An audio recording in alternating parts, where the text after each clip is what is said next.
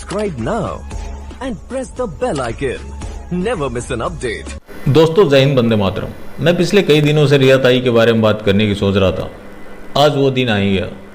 अब आपका सवाल होगा कि मैं तो रिया ताई के बारे में रोज़ बात करता हूँ, लेकिन आज मैं कुछ खास बात करने वाला हूँ। जब रिया ताई की पूछताछ चल रही थी, मीडिया का हेडिंग देख के मैं परेशान था।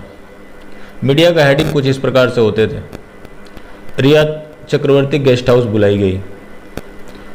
दूसरा उनका हेडिंग होता था, क्या आज सीबीआई को संतुष्ट कर पाएंगी। अब मेरे को समझ नहीं आता कि किस संतुष्टि की बात कर रहे हैं। हालांकि जिस संतुष्टि की भी बात कर रहे हो सब जायज़ ही था, क्योंकि रिया चक्रवर्ती ने खुद राजदीप सरदेसाई के इंटरव्यू में कहा कि सुशांत उनके सपने में आए थे और कहा कि अब बहुत हो गया, तुम्हें बाहर निकलकर सफाई देने की ज़रूरत है। अब बड़ा सवाल ये है कि सुशांत को इनके सपने में आने में 70 दिन कैसे लगे। इस कोरोना काल में इतनी मंदी चल रही है, उसके बावजूद इनका धंधा इतना तेज़ी से कैसे चल रहा है। जाहिर सी बात है उनको अपने स्लॉट का वेट करना पड़ा होगा, क्योंकि इतने दिन तक इनका स्लॉट खाली नहीं मिला होगा, वरना वो पहले ही आके बोल गए होते। और कितना कंफ्यूज रहती है। इतना कंफ्यूज तो वही हो सकता है जिसके मल्टीपल ग्राहक हो। जैसा कि इन्होंने दावा किया कि 8 तारीख को उनका घर छोड़कर चली गई थी। अगर होती तो ऐसा नहीं होता। 12 तारीख को देखा जा रहा है कि ये बर्थडे पार्टी सेलिब्रेट उसी घर में कर रही है। कितना कन्फ्यूज़न है। और यही वजह है कि मुंबई में एक वायरस फैल गया है, रिया वायरस। अब ये कोरोना से मिलता जुलता है।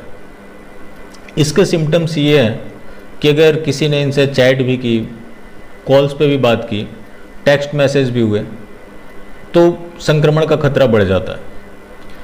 क्योंकि जो लोग इसके संपर्क में आए थे, आज वो खुद को सेल्फ क्वारंटीन होने लगे हैं और लोगों से बचते बचते नज़र आ रहे हैं।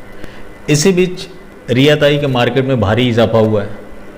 एक माचिस की कंपनी आई है, रिया माचिस। अब पता नहीं वो रिया ताई की है या किसी और की है।